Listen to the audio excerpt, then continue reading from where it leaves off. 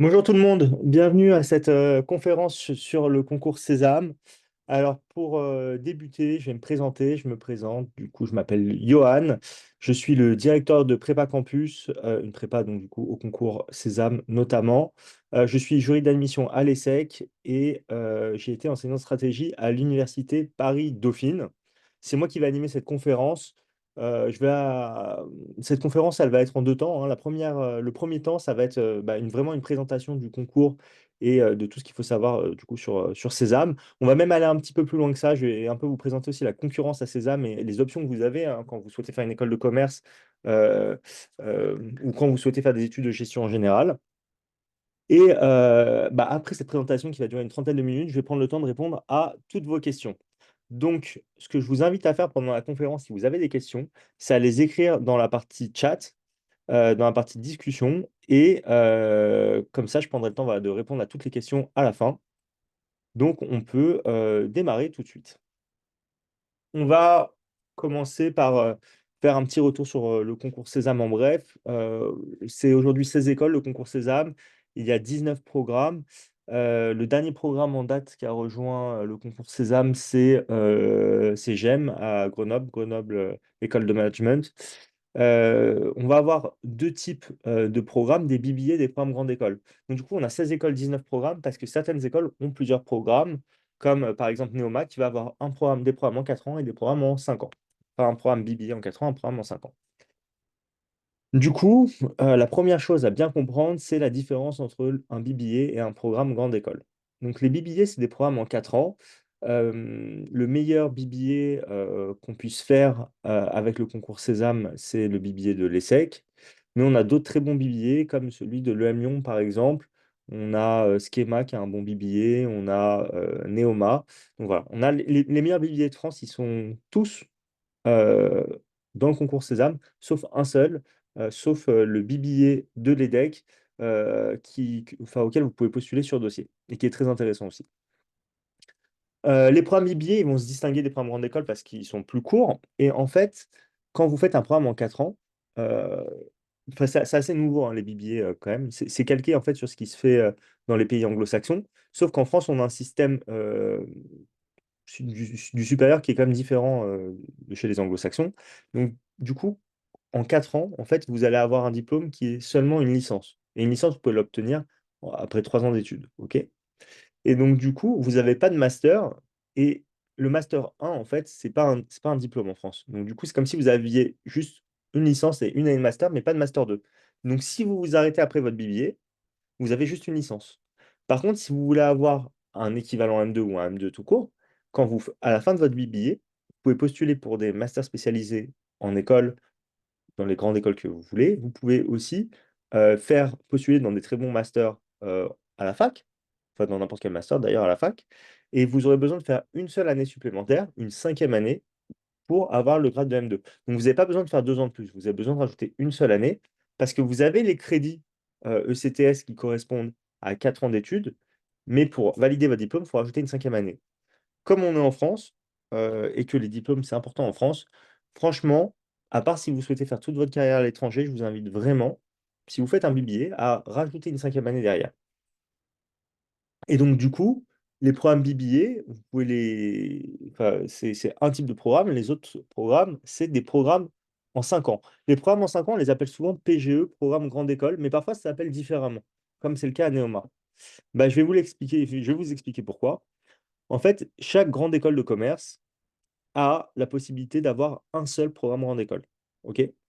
Et donc souvent, les étudiants, quand ils font des classes préparatoires en 2 ou 3 ans, en 2 ans, 3 ans, c'est redouble, ils vont intégrer ces programmes grande école. Et donc, dans le cas de Neoma, typiquement, si vous rentrez en post-bac après concours Sésame à Neoma dans le programme en 5 ans, il ne va pas s'appeler programme grande école parce qu'en fait, vous allez rentrer dans un programme qui est parallèle au programme grande école, c'est un autre programme qui est différent et vous ne serez pas mélangé aux étudiants qui ont fait une prépa.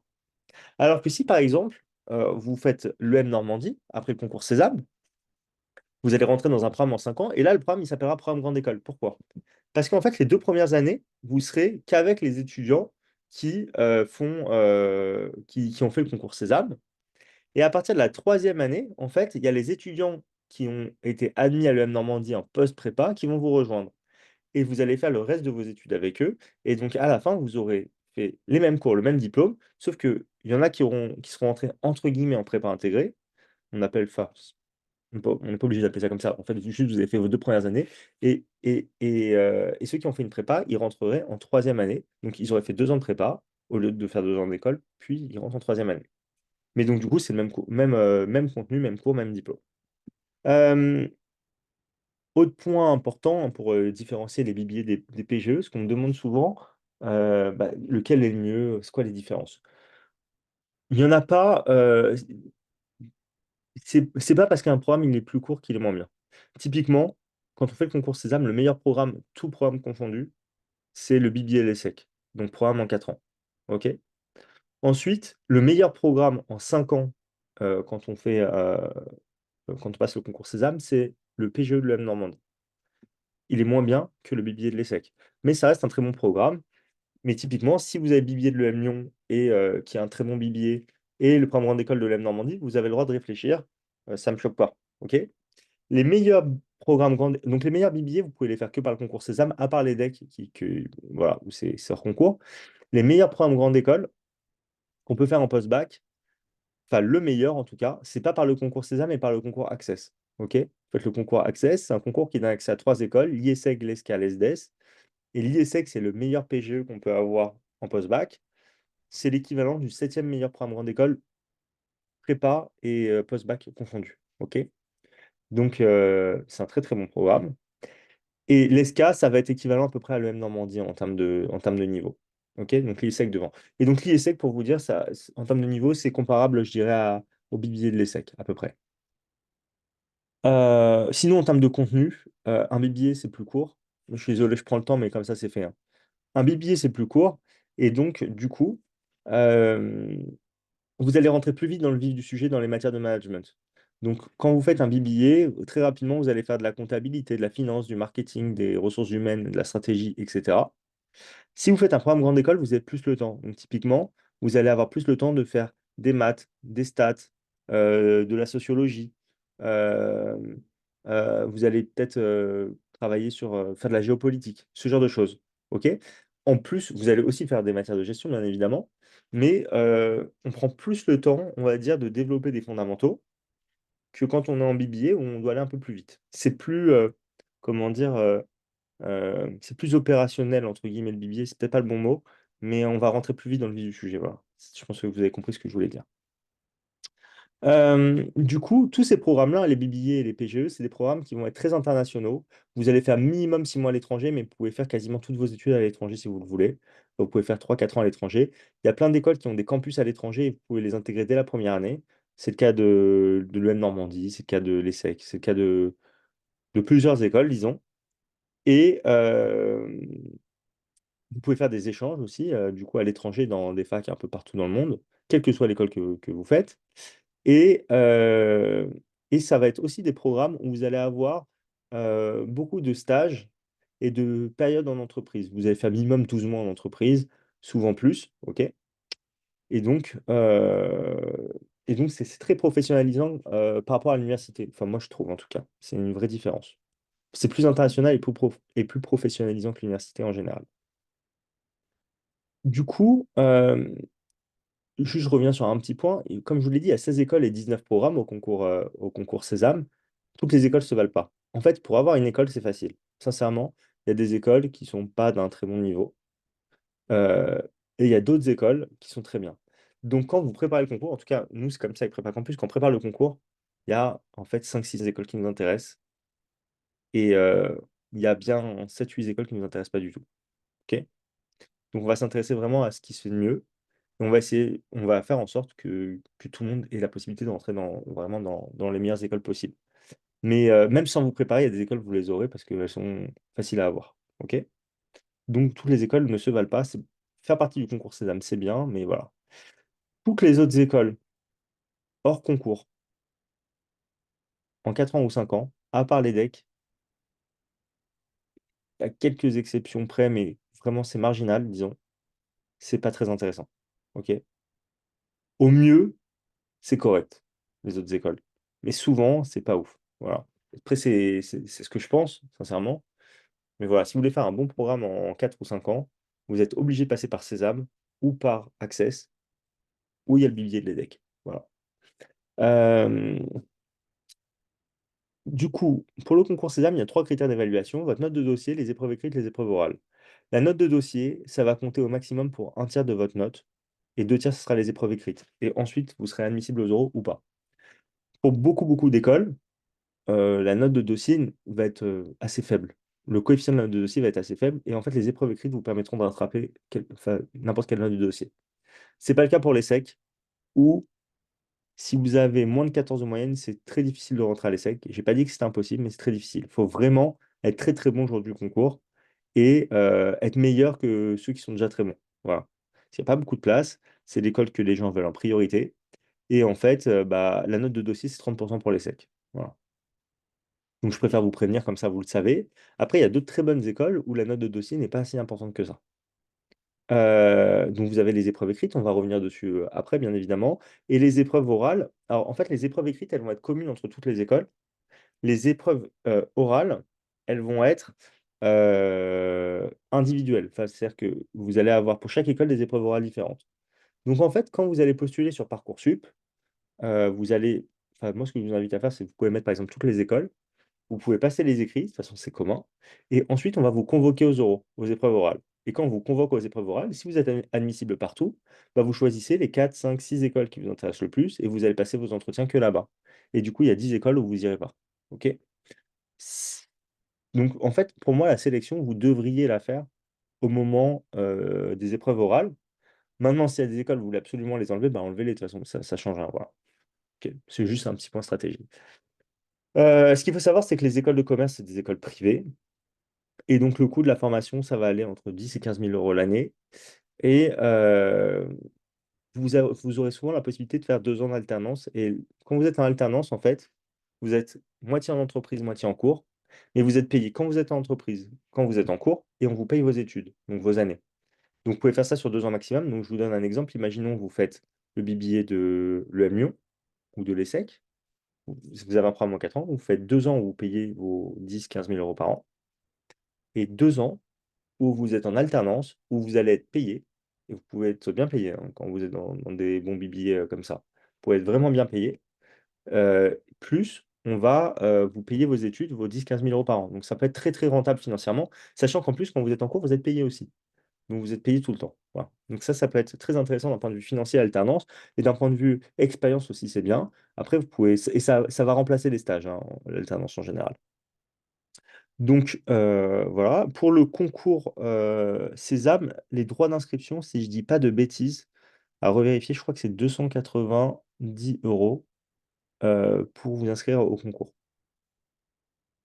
Peut-être, attendez, je vais vérifier. 295 euros. Voilà, je l'avais noté. Et vous avez moins 50% si vous êtes boursier, donc ça peut être moins cher.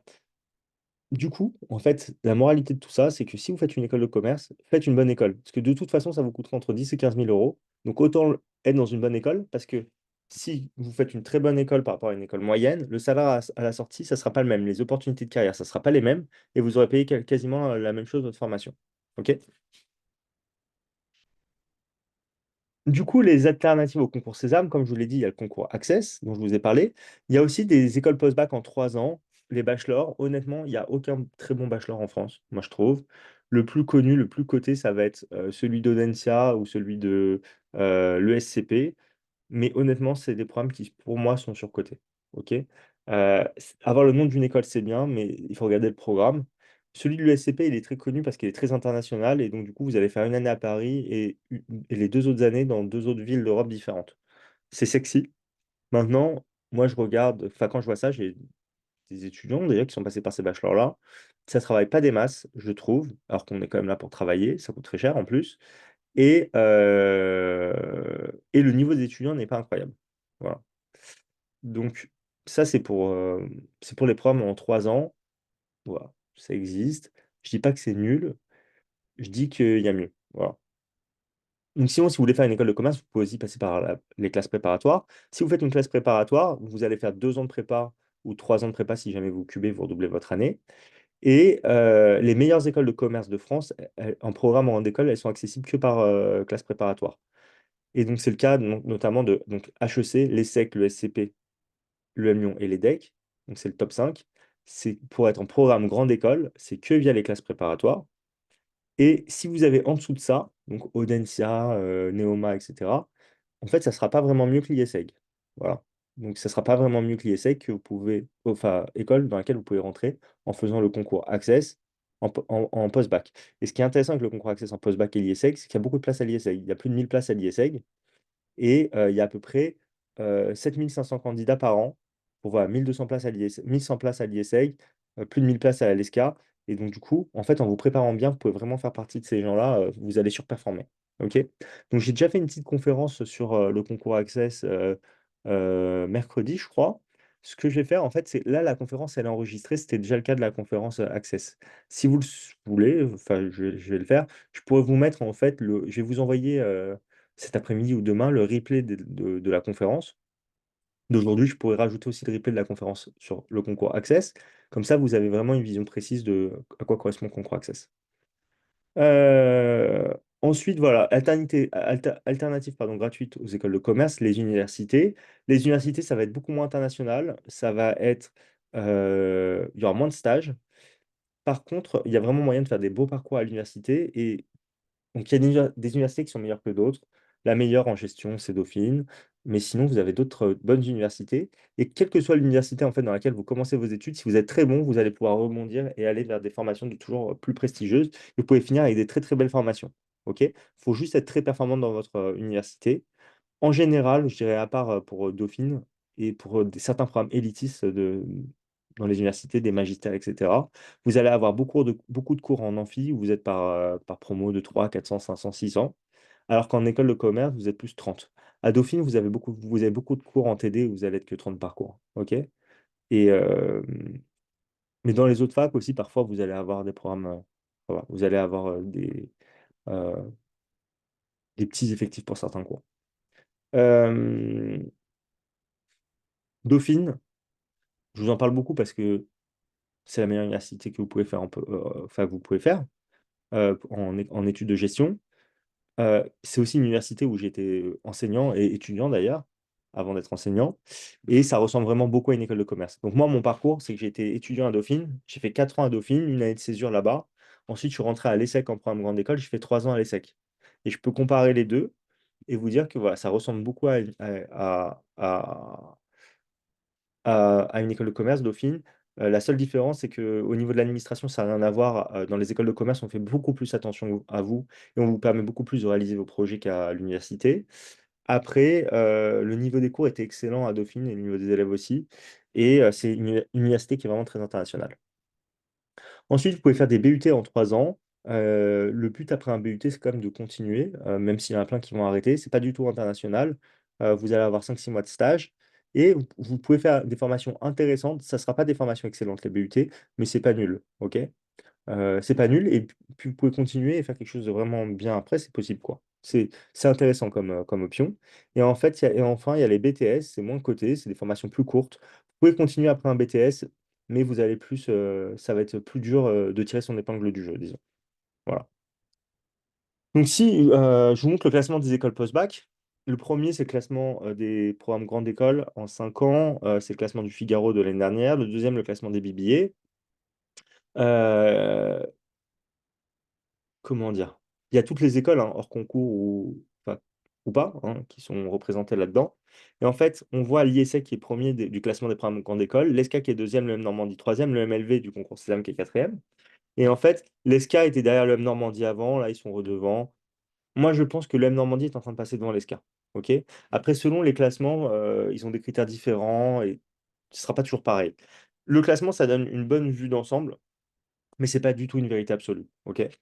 Euh, mais l'EM Normandie qui ouvre son campus à Boston, qui a ouvert aussi à Dubaï, qui a ouvert récemment à Oxford, à Dublin, etc. Ils sont enfin, ils sont beaucoup internationalisés et ils permettent aux étudiants de profiter vraiment d'un enseignement de très grande qualité, vu qu'après, en fait, ils vont avoir les mêmes profs que les grandes universités de Boston ou d'Oxford, etc. Donc ça, c'est vraiment top.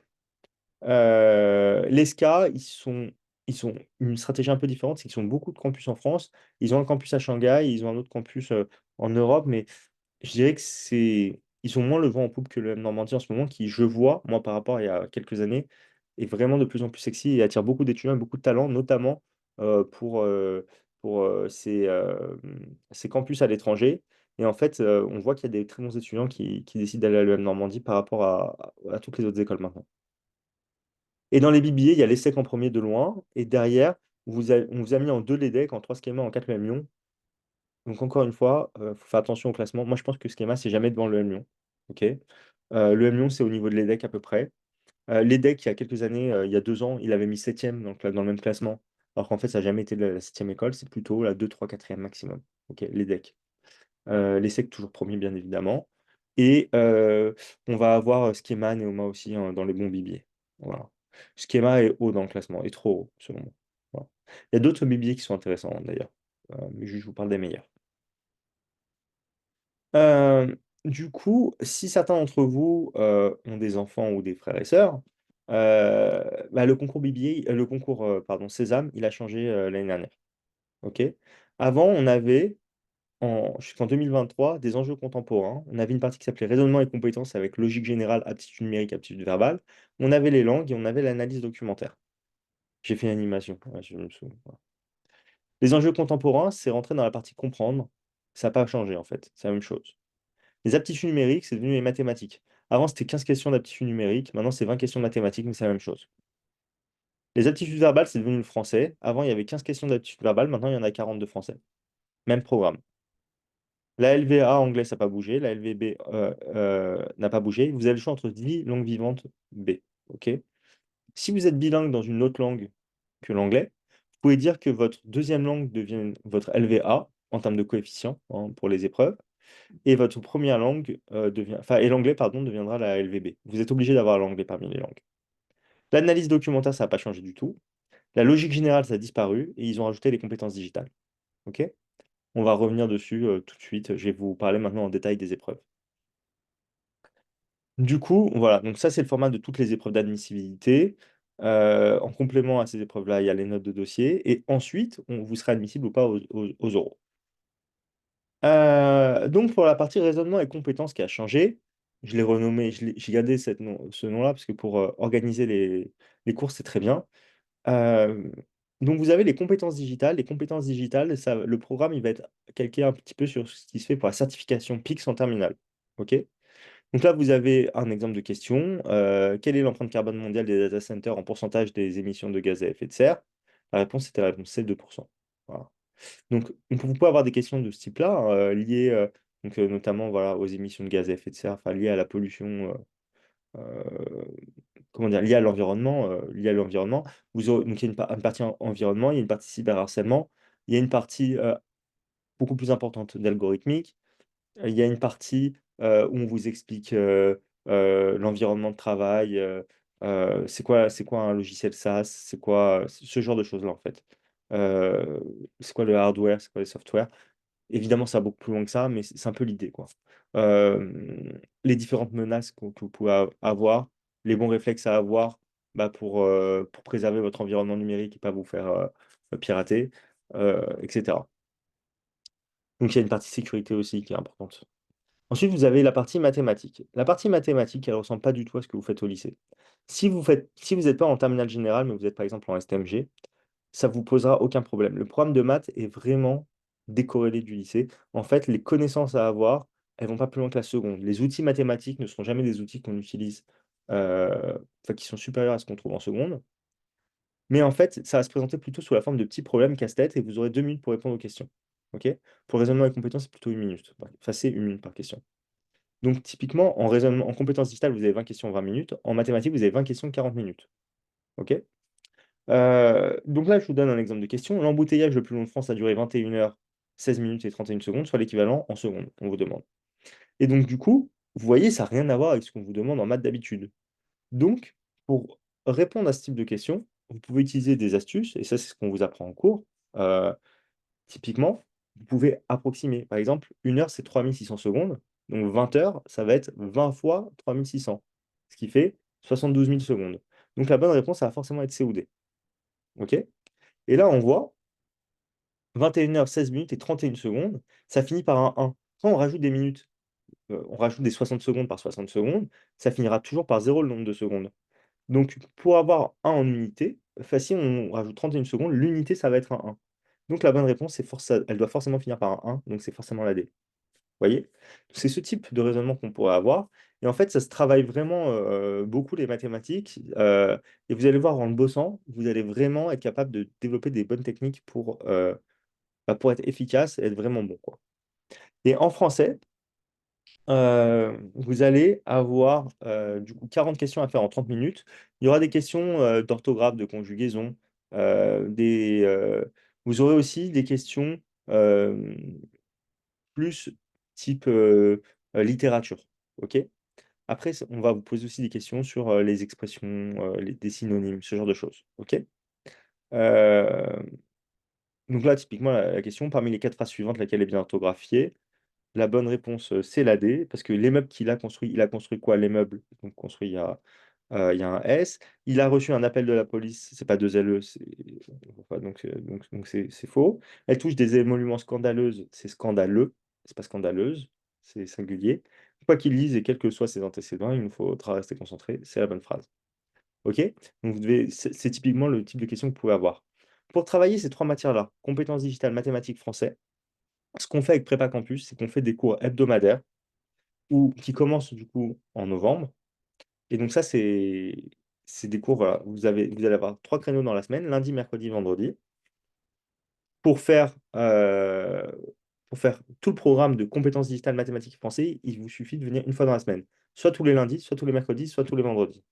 Mais on vous laisse la possibilité de venir plusieurs fois parce que on fait pas le programme dans le même ordre le lundi, mercredi, vendredi. Donc typiquement, on va peut-être commencer le lundi par les compétences digitales et le mercredi par les maths et le vendredi par le français. Ce qui fait que, en fait, si vous venez par exemple 2 fois dans la semaine, vous allez faire 2 fois le programme, donc 2 fois le cours, mais vous allez le faire à des moments différents, donc ça vous fera un bon rappel et surtout, en fait, entre chaque cours, on change tous les exercices. OK? Donc ça vous permet de vous entraîner et donc du coup, vous avez moins besoin de vous entraîner tout seul en dehors des cours, vu que vous serez toujours en train de vous entraîner avec, le prof. Moi, personnellement, je donne les cours de mathématiques hebdomadaires et donc du coup, les étudiants qui décideront de s'inscrire à la prépa, c'est moi qui vais les suivre. En fait, je reviendrai dessus après, mais je vous aurai en fait encore toutes les semaines. Voilà. Le seul truc, c'est que le nombre de places, il est limité et je reviendrai dessus, après, parce qu'on arrive déjà très proche de la limite. Ensuite, en langue, vous allez avoir du coup, l'anglais et la LVB. Nous, la LVB, on la prépare pas avec la prépa parce qu'il y en a 10 différentes et chacun fait sa LVB. C'est un petit coefficient en plus, donc on vous donne pas de cours liés à la LVB. On peut vous donner du contenu pour vous entraîner par contre. Hem, le programme en langue, ça va être en anglais notamment. Vous allez avoir, du vocabulaire, les faux amis, les mots de liaison, les verbes irréguliers, la littérature, pas de la littérature, pardon, un peu les actualités liées au monde anglo-saxon. On peut vous montrer, heu, hem, une photo, vous demandez qui est cette personne et ça va être quelqu'un d'important dans un pays anglo-saxon. On vous parlait d'un événement et vous demandez à quoi ça correspond, ce genre de choses-là. Mais lié à l'actualité, OK? Hem, donc voilà, ça c'est pour, les langues. Vous avez 40 questions à faire en 30 minutes, ça vous laisse le temps de réfléchir, OK? C'est le même programme en langue, d'ailleurs en anglais, c'est le même programme quasiment que pour le concours Access. Juste au concours Access, vous allez avoir, des, de la compréhension de texte en plus et la contrainte de temps est 1000 fois plus forte aussi sur le concours Access. Par contre, voilà, par exemple, les mathématiques de Sésame et d'Access, ça a rien à voir. Voilà. Vous allez avoir les enjeux contemporains. Les enjeux contemporains, ça va être les actualités des 10 mois avant le concours. Donc nous, pour travailler ça, on fait, des cours hebdo pareil, les dimanches de 18 h à 19 h 30 entre janvier et mars et on donne aux étudiants des fiches de révision qu'ils peuvent aussi imprimer avant leur cours et ils peuvent prendre leurs notes directement sur les fiches, ça leur évite de tout réécrire. En fait, l'objectif du cours, ça va être d'expliquer aux étudiants, l'actualité, donc on fait thème par thème et de leur expliquer, voilà, parler d'un grand événement, par exemple, je sais pas, on peut parler du remaniement ministériel, typiquement. Et on va expliquer quelle est la position de chacun des partis, quelles sont les questions, en fait, qui posent le plus, qui poussent le plus au débat, pourquoi il y a eu une dissolution, comment, enfin, à quoi ça correspond une majorité relative, etc. Et donc, du coup, l'objectif, ça va pas être de faire apprendre aux étudiants des choses, leur faire apprendre des choses par cœur, mais plutôt de leur faire comprendre une situation. Comme ça, s'ils ont des questions dessus, ils ont compris la situation et ils peuvent en parler. S'il y a des dates à connaître, elles sont dans la fiche et ils pourront les relire derrière. Mais c'est pas ça le plus important. Le plus important, c'est vraiment de comprendre les situations et comme ça, après, on peut répondre aux questions. OK? L'anglais, on travaille avec l'analyse documentaire, pas sous forme de cours hebdomadaire, par contre, sous forme de stage intensif pendant les vacances scolaires, parce que l'analyse documentaire et l'anglais, c'est deux matières où on a des meilleurs résultats sous forme intensive. On couvre le programme plus rapidement. En fait, sur l'analyse documentaire, c'est même évident parce que en fait, vous allez avoir des gros corpus de documents et il va falloir pouvoir les traiter. Et si vous faites ça d'une semaine sur l'autre, typiquement, vous allez tout oublier, vous perdez, enfin, faut recommencer à zéro quasiment. Donc du coup, c'est important de faire ça de manière concentrée. C'est le meilleur moyen de bien imprimer la méthodologie. Alors que pour les enjeux contemporains, ça fait beaucoup trop d'informations de le faire de manière intensive pendant des vacances scolaires. Et de toute façon, c'est même juste pas possible parce que, euh, en fait, bah, après les dernières vacances, qui sont les vacances de février, les concours, ils sont mi-avril. Après les vacances de février, bah, il y a encore des actualités qui sont au programme. Ok. Donc, c'est pour ça qu'il faut finir juste avant les concours. Euh, donc l'analyse documentaire, pour l'analyse documentaire, c'est une épreuve assez spécifique où vous allez avoir un corpus de documents entre ouais, une vingtaine de documents, disons. Une vingtaine de documents. Ça peut être à la fois des textes, ça peut être des illustrations, ça peut être des schémas, des graphes, etc. Et il y aura un thème commun entre tous les documents. Et le corpus de documents, il va être organisé en plusieurs parties. OK? Donc là, on voit, là, c'est la partie 1, la machine contre l'homme. Sur, par exemple, l'intelligence artificielle. Je crois que c'est sur l'intelligence artificielle, ce corpus-là, pardon. Et vous allez avoir trois types de questions. Les questions de repérage, questions d'analyse, questions de synthèse. Vous avez que 2 heures pour cette partie, ce qui est très, très court. Il y a beaucoup, beaucoup de documents. Il y a 25 pages de documents. Une vingtaine de documents, ça fait aller, bien 25 pages. Donc c'est très court pour analyser tout ça. Et donc du coup, il faut vraiment être très efficace dans sa lecture et très vite trouver les informations. Les questions de repérage, c'est les questions les plus faciles, mais c'est celles qui valent le moins de points. On va vous poser une question, on va vous proposer 4 propositions, et la réponse euh, va être écrite noir sur blanc dans un des documents. Donc exemple de question, par exemple, euh, où s'est déroulé le face-à-face historique le face-à-face d'échecs entre Kasparov et Deep Blue. Et dans un des documents, il y a écrit, donc là, je vous dis ça parce que c'est juste devant moi, à Philadelphie, Kasparov bouge son roi. OK? Et donc, du coup, c'est-à-dire que lui, il était à Philadelphie. Où était Kasparov pendant le truc? Ben, c'était à Philadelphie, la réponse B, par exemple. OK? Facile, il faut juste trouver l'information. Par contre, il ne faut pas se noyer. Si vous ne la trouvez pas, faut pas chercher trop longtemps parce que ça va être un demi-point. OK? Ensuite, vous aurez les questions d'analyse. Donc, il y a 20 questions en tout. Les questions entre repérage, analyse et synthèse. Questions d'analyse, c'est beaucoup plus dur, c'est beaucoup plus fin. On va vous poser une question, on va vous proposer 4, 5, 6 réponses, et il peut y avoir plusieurs réponses de juste. OK? Pour avoir tous les points, il faut mettre toutes les bonnes réponses. Si vous mettez qu'une partie des bonnes réponses, vous avez qu'une partie des points. Mais à partir du moment où vous choisissez une seule mauvaise réponse, tout est faux. Donc, vous avez 0 point. Donc, il faut faire très attention à ce que vous allez choisir. Et tout va être dans la nuance. Donc, il faut avoir une vraie bonne compréhension du corpus documentaire pour pouvoir répondre à ces questions-là. Et enfin, les questions de synthèse, c'est des questions. En fait, une synthèse est rédigée pour vous, il y a des trous, et vous allez devoir choisir une problématique parmi 4 propositions, un titre à la partie, remplir les trous avec des mots qu'on vous propose. Encore une fois, tout est dans la nuance. Il faut avoir une bonne compréhension. La bonne réponse, c'est pas une réponse qui est correcte, c'est la meilleure des réponses parmi ce qu'on vous propose. OK? Donc voilà, c'est à ça que va correspondre cette partie-là. Ça demande beaucoup de méthode pour être vraiment efficace en analyse documentaire. Quand on a très bien compris la méthode et quand on a le bon entraînement, on peut vraiment avoir des très bons résultats sur cette partie-là. OK? Donc voilà, c'est un peu toutes les matières qu'on fait. Et donc, dans la prépa, donc, on a euh, les maths, le français, les compétences digitales qu'on fait sous forme hebdo à partir de novembre jusqu'au concours. Les enjeux contemporains les dimanches entre 18h et 19h30 entre janvier et jusqu'au concours quasiment. Et l'analyse documentaire et l'anglais en stage intensif pendant les vacances scolaires. Les cours hebdomadaires, c'est que à distance. Les stages intensifs, et les cours hebdomadaires, vous êtes une vingtaine à peu près par cours.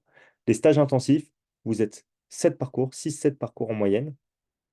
Et vous pouvez le faire soit en présentiel à Paris, soit à distance. Voilà. Si vous souhaitez vous entraîner avec nous, ça va être ça, mais si vous souhaitez vous entraîner seul au concours, il y a plusieurs outils très utiles. Le premier outil, c'est l'analyse, c'est l'application Concours Sésame 2025. Ok, c'est une application auquel vous aurez accès à partir de janvier. Ça coûte 100 euros d'avoir enfin, pour s'inscrire à l'application. C'est l'application officielle. Mais quand vous vous inscrivez au concours ensuite, vous pourrez déduire ces 100 euros de vos frais d'inscription. Donc vous ne paierez que 195 euros au lieu de payer 295. Donc ça veut dire que c'est comme si c'était gratuit. C'est juste que vous allez avancer 100 euros. C'est très bien. Elle est très bien faite. Je l'aime beaucoup. C'est très bien pour s'entraîner un peu dans son lit le soir avant de se coucher. Le seul problème, c'est qu'il n'y a pas beaucoup de questions et on tourne très vite en boucle sur les questions de l'application. C'est utile pour la LVB, je trouve, par contre. Voilà. Mais sinon, en fait, par exemple, typiquement, ils vous font des petits sujets en fait, de 10 questions avec des corrections, des petites corrections. Mais typiquement, si vous faites un petit sujet de 10 questions en maths et vous en relancez un juste après, vous allez avoir peut-être 4 questions qui vont revenir qui seront déjà dans la série d'avant. Pour vous dire voilà, à quel point il n'y en a pas des masses, en fait. Vous pouvez aussi utiliser des livres. Je n'ai pas mis de S, j'aurais pu. Euh, les deux livres les plus connus, c'est le Grand Manuel du concours Sésame ou la Bible du concours Sésame. Je préfère le Grand Manuel du concours Sésame parce qu'il y a plus d'exercices. Le seul problème, c'est que le contenu, il est très peu à jour. Et donc, du coup, ça correspond plus trop, sur certains points, à ce qui se passe vraiment lors du concours. Les parties courtes sont bien faites, par contre, dans le Grand Manuel ou même dans la Bible, et elles sont utiles c'est utile de ce point de vue-là aussi. Donc, voilà, c'est un moyen pas cher de quand même améliorer sa préparation. Et ça peut être utile. Si vous faites partie de la prépa, franchement, vous n'avez pas besoin de ça. Mais je veux dire, si vous en serez tout seul, pourquoi pas? OK? Vous pouvez suivre des comptes Instagram aussi, comme BBC Learning English pour l'anglais. Vous allez apprendre plein de choses intéressantes qui vont vous servir pour les concours. Pour les actus, Hugo Décrypte, c'est très bien.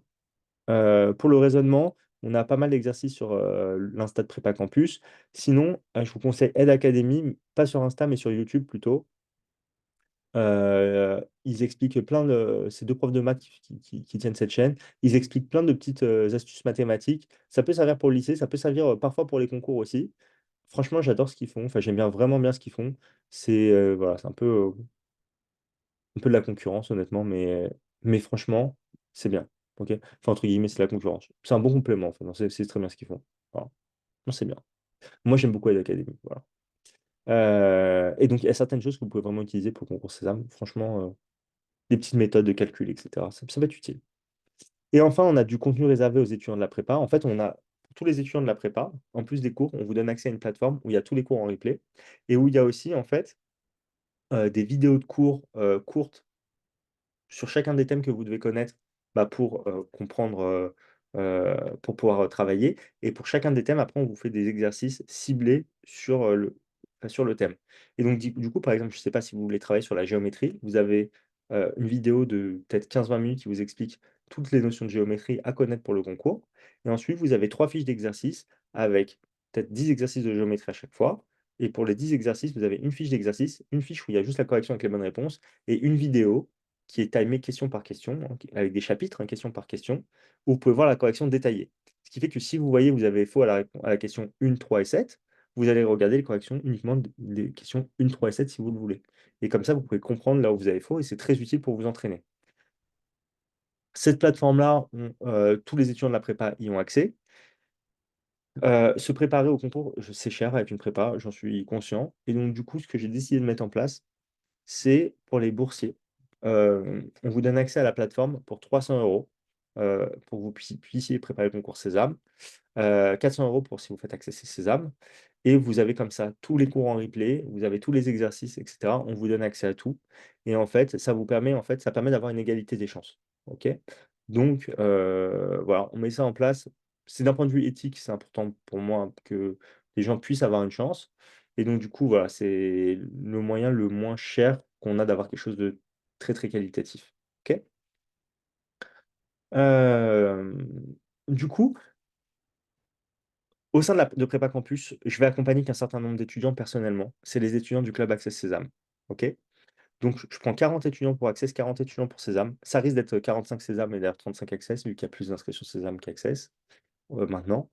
Et c'est moi qui vais les suivre personnellement en dehors des cours. Donc, je serai votre contact en permanence, en fait, dès que vous aurez des questions, donc pour les étudiants, pour les parents. Et c'est moi qui ferai le suivi aussi en dehors des cours C'est moi qui vous appellerai après les stages pour faire le débriefing de vos stages avec vous en tant que les étudiants et avec les parents.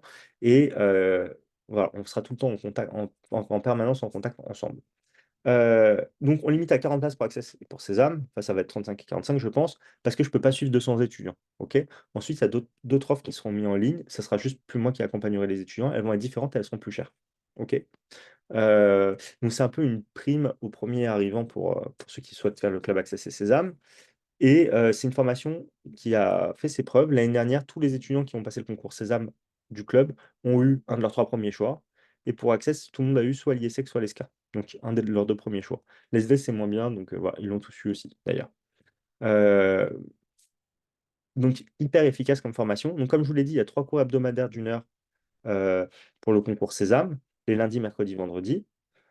Si vous faites Access en plus, bah, vous avez aussi 3 fois 1 heure pour Access. Et c'est la même chose, il faut venir au moins une fois par semaine pour faire tout le programme. Donc typiquement, si vous venez tous les lundis et vous faites Access Sésame, vous ferez peut-être de 18 à 19 Access, de 19h15 à 20h15 Sésame, typiquement. OK? Vous avez pareil une plateforme pour Access et tout, c'est la même chose. Vous avez le module de culture générale en jeu contemporain, les stages intensifs. Euh, Si vous faites Sésame, c'est juste analyse documentaire et anglais. Si vous faites Access, c'est synthèse et anglais. Si vous faites Access Sésame, vous avez synthèse, analyse documentaire, anglais. Ce qui fait que, en gros, les stages, c'est 2 heures par module par jour. Et donc, si vous faites juste Sésame, bah, vous avez 2 modules. Donc, ça fait 4 heures par jour pendant une semaine. Soit pendant la dernière semaine des vacances de décembre, enfin, donc c'est la semaine du jour de l'an, soit pendant les semaines des vacances de février. Euh, les stages, vous pouvez les faire en présentiel ou à distance. Les cours hebdo, c'est que à distance pour tout le monde. 60% des étudiants ne sont pas en région parisienne, ils font tout à distance, à peu près. C'est à peu près ça. C'était à peu près ça l'année dernière. Même taux de réussite. Tous les cours disponibles en replay. On fait un groupe WhatsApp avec les étudiants du Club Access Sésame pour pouvoir tout le temps communiquer en dehors des cours. Ce sera moi votre point de contact enfin, toute la semaine. Le week-end, il y aura un autre coach qui prendra le relais. Parce que quand vous entraînez le week-end sur la plateforme, si vous avez des questions, il y a un coach qui pourra tout vous expliquer, les choses que vous ne comprenez pas. Si en dehors des cours, vous avez besoin de nous, typiquement, vous faites une synthèse de document, vous voulez qu'on vous corrige, les profs sont là pour vous corriger ou pour vous expliquer ce que vous n'avez pas compris. Si vous ne comprenez pas une notion de mathématiques, typiquement, je vous donne un cours gratuit d'1 heure en individuel pour vous réexpliquer ce que vous n'avez pas compris. Donc, en fait, à partir du moment où vous faites partie du club, on vous suit à fond et c'est notre responsabilité que vous réussissez. Et croyez-moi, vous allez réussir et nous, on va vous accompagner, on va tout mettre en œuvre pour que vous réussissiez et on va travailler dans des conditions qui sont évidemment hyper agréables. On va être hyper bienveillant avec vous, on va faire attention à vous et on va être à l'écoute de vos besoins, de vos problèmes, de vos stress. On va faire en sorte d'essayer de vous accompagner au mieux pour que ce soit le moins stressant. Le fait de commencer les cours à partir de novembre, ça nous laisse beaucoup de temps pour travailler, c'est fait exprès. Ça permet de répartir la charge de travail pour pas que ce soit trop lourd sur votre année de terminale. Et ça permet aussi de faire en sorte que si vous avez des difficultés, on a vraiment le temps de les corriger. Et à la fin, vous serez tous prêts et il n'y aura pas de souci. Vous allez avoir que des coachs du coup qui sont experts des concours et vraiment spécialisés sur les concours. Tout le contenu est spécialisé pour les concours, bien évidemment. Donc on ne travaille pas le problème de terminal, même s'il y a beaucoup de choses que vous pourrez réutiliser. Et c'est admissible ou remboursé. Donc si vous préparez le concours Sésame, si vous choisissez au moins 5 écoles et que vous êtes admissible nulle part, on vous rembourse toute la préparation. Ok. Pour accès, il faut mettre les 3 écoles. Donc, du coup, on ne peut pas faire mieux que ça, hein. On ne vous demande pas de mettre des écoles nulles, hein. Vous mettez les meilleures écoles si vous le souhaitez. Et voilà. L'année dernière, on a eu à rembourser personne du coup, parce qu'on a bien travaillé. Voilà. C'est pas le but.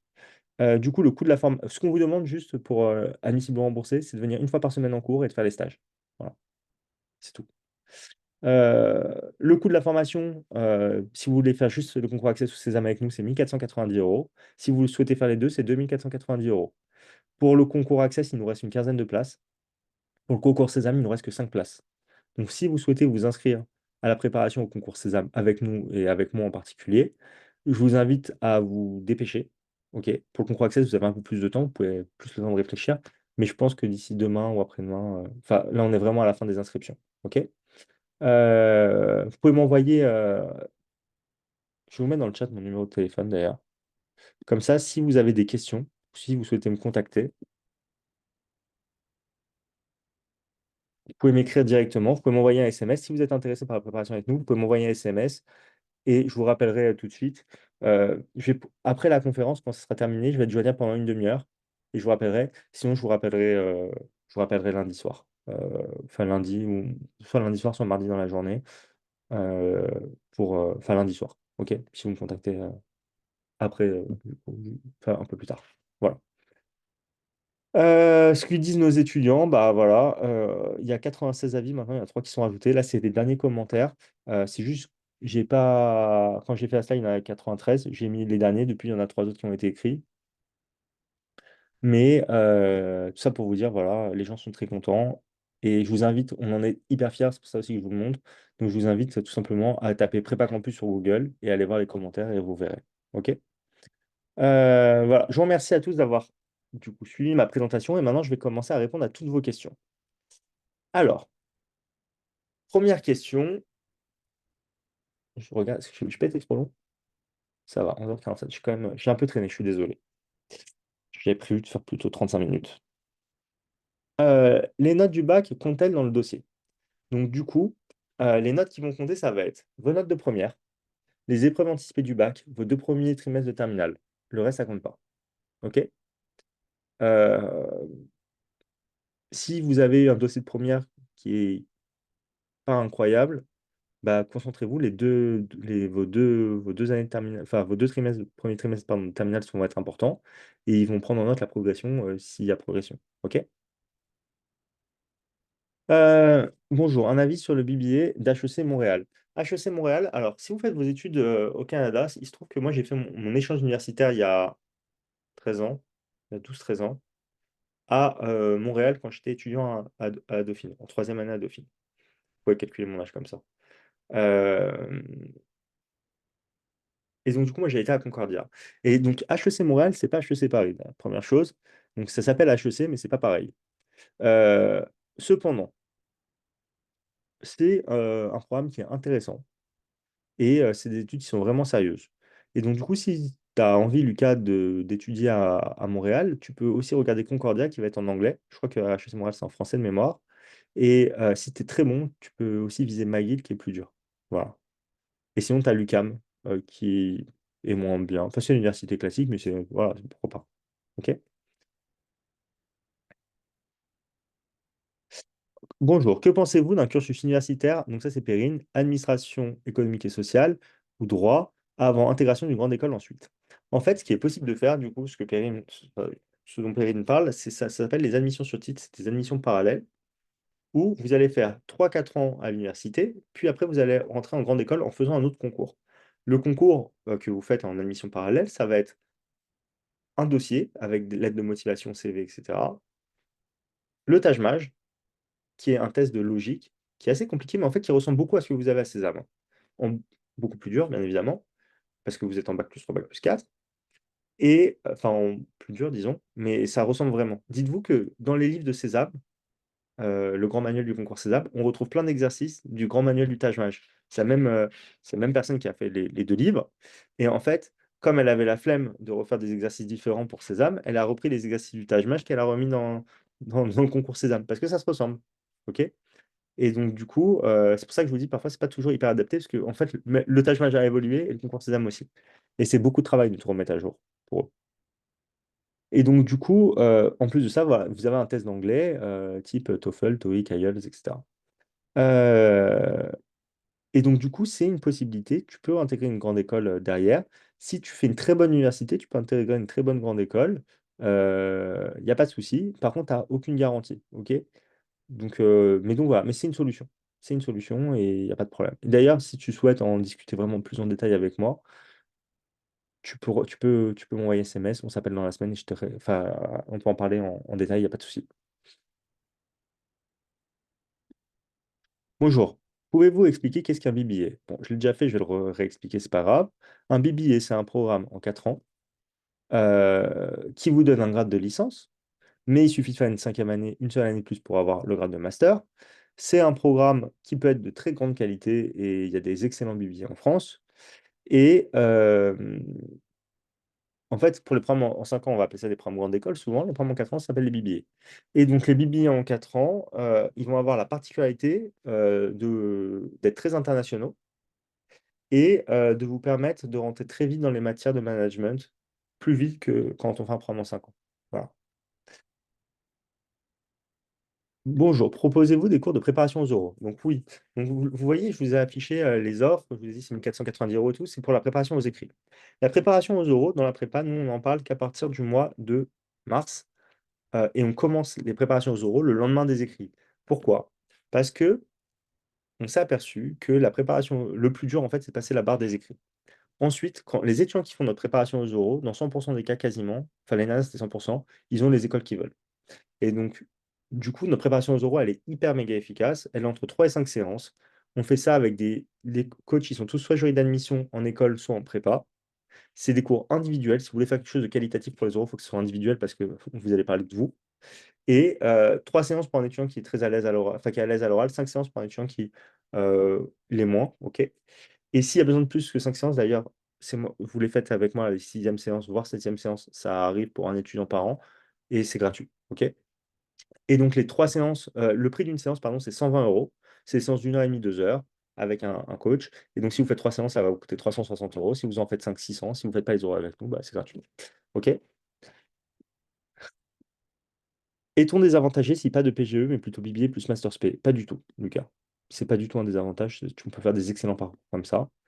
Et tu peux faire des parcours mieux qu'en PGE en passant par un BBA, il n'y a pas de problème. OK? Tu peux même faire BBA plus les meilleurs masters de France derrière. Tu vois.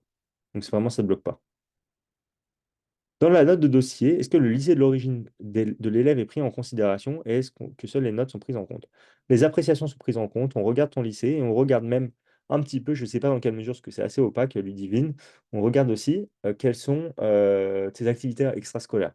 Je ne sais pas à quel point ça va jouer tes activités, mais moi je pense que c'est surtout en fait, ils les regardent surtout pour pouvoir t'en parler au moment des oraux. Euh, je peux faire un petit aparté. Donc moi je suis jury d'admission à l'ESSEC. Tout cas, je l'étais plusieurs fois. Et en fait, quand on est jury d'admission en école, avant que l'étudiant rentre, on nous donne le dossier de l'étudiant et nous, on peut regarder ta petite lettre de motivation, on peut regarder tes activités, on peut regarder tes notes, etc. On s'en moque un petit peu. Enfin, en tout cas, moi, c'est comme ça quand je suis jury. Je m'en moque un petit peu de tes notes. Tu as déjà été validé, entre guillemets, d'un point de vue académique parce que tu as réussi à passer le concours et à arriver jusqu'aux oraux. Par contre, ce que je vais regarder, c'est plus ta lettre de motivation, c'est plus tes activités extrascolaires, etc. Comme ça, je vais pouvoir t'en parler pendant l'entretien. OK? Et donc, c'est en ça que ton dossier va être important. Par contre, les appréciations, c'est vraiment regarder le lycée d'origine et regarder si tu viens d'un excellent lycée. C'est pas pareil que si tu viens d'un moins bon lycée. Si la moyenne générale dans ta classe, c'est 17 de moyenne et que tu as 14, c'est moins bien que si tu as 14 de moyenne et que la moyenne, c'est de 10. OK? Et évidemment, si tu es dans un bon lycée et que tout le monde a 17, c'est autre chose. OK? Bonjour. Quelle est la formation la plus reconnue entre le PGE l'IESEG et Bibi l'ESSEC? Alors, Nathalie, pour être tout à fait sincère avec vous, moi, je trouve que c'est à peu près d'un niveau équivalent. Alors, je vais essayer d'être le plus clair possible. Je trouve que c'est d'un niveau équivalent d'un point de vue académique. Maintenant, je trouve que c'est un peu plus difficile de rentrer au BBA de l'ESSEC qu'au PGE de l'IESSEC. Pourquoi?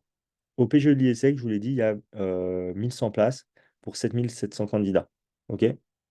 Bon, tous les ans, il y a plus de candidats, mais c'est à peu près ça les stats. Au PGE de l'ESSEC, au BBA de l'ESSEC, pardon, il y a plutôt 300-400 places et il y a 11 000 candidats au concours Sésame. Donc, c'est plus dur de rentrer à l'ESSEC que rentrer au PGE de l'IESEG. Maintenant, c'est deux formations qui sont très très bien. Et un étudiant qui a les deux, et tous les ans on en a plein, s'il choisit l'IESEG par rapport à l'ESSEC, ça ne me choque pas, en fait. C'est pour ça que je dis que c'est comparable. Euh, Il y en a qui préfèrent faire un PGE plutôt qu'un BBA, d'autres le contraire. Voilà, ça se défend. OK? Un BBA à l'étranger est-il plus valorisé qu'un BBA en France? Pas nécessairement. Un très bon BBA en France est valorisé comme un bon BBA à l'étranger, il n'y a pas de souci. Est-ce que vous avez d'autres questions? Est-ce que tout est clair? De toute façon, si vous avez d'autres questions, je vais vous envoyer le replay par mail, etc. Vous avez mon numéro, je vous le remets ici. Alors, vous pouvez m'appeler pour vous inscrire, mais vous pouvez aussi m'appeler pour vous poser vos questions. Si vous ne faites pas partie de la prépa, c'est pas grave, je prends quand même le temps de bien vous renseigner, de bien tout vous expliquer, parce que je considère que c'est un peu mon rôle d'un point de vue social, entre guillemets, de faire en sorte que les gens y voient plus clair. Et je suis bien conscient que tout le monde n'a pas les moyens de faire une prépa, et par contre, tout le monde a besoin d'avoir accès à l'information. OK? Donc, si vous avez des questions, même si vous ne faites pas partie de la prépa, je vous réponds, il n'y a aucun souci. Alors, Monsieur Delanoë demande, peut-on rentrer à l'EM Lyon par prépa et par concours Sésame? En fait, si vous rentrez par le concours Sésame à l'EM Lyon, vous rentrez dans le programme BBA. Si vous rentrez après une prépa, vous rentrez dans le programme Grande École. C'est pas la même chose. Il se trouve que pour l'EM Lyon, les deux programmes sont très bien. Le programme Grande École, c'est quand même le grand frère du programme BBA. Le programme Grande École est meilleur que le programme BBA. Mais le programme BBA, il se trouve que c'est un très bon programme post-bac. C'est un très très bon programme. Maintenant, l'EM Lyon en grande école, c'est une des meilleures écoles de France. OK? Donc voilà. Donc c'est pas le même programme que vous intégrez. Dans les deux cas, c'est des programmes très très sérieux. Mais le programme grande école de l'EM Lyon, ça reste le top. OK?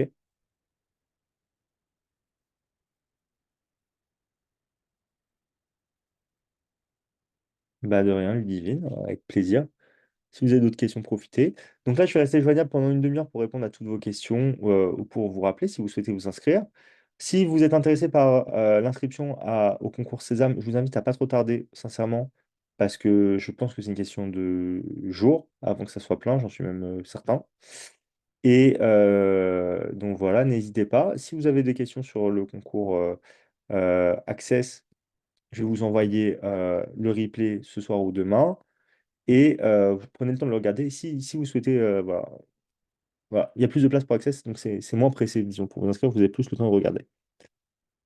Voilà, moi, j'étais ravi d'animer cette petite conférence et bah, je vous souhaite à tous un bon week-end. Est-ce qu'il existe un classement des billets? Oui, je vous l'ai mis, le classement des billets, c'est le classement de l'étudiant que vous retrouvez dans la présentation. La présentation, je vais vous l'envoyer hein, et vous verrez le classement des billets qui était là.